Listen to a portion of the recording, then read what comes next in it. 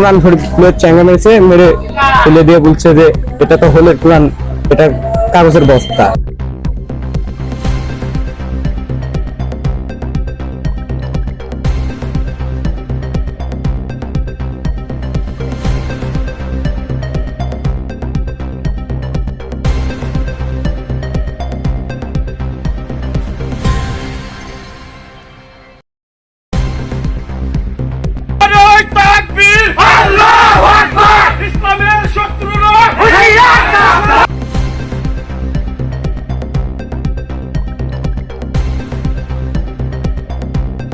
এই ঘটনা শোনার পরে আমরা ওসি স্যারের কাছে যাই, যাওয়ার পরে ওসি স্যার আমাদেরকে সময় দেয় যে আমি ওকে আমার সিপাহী দ্বারা ডাইকি একটু বোঝা সোজা সংশোধন করব।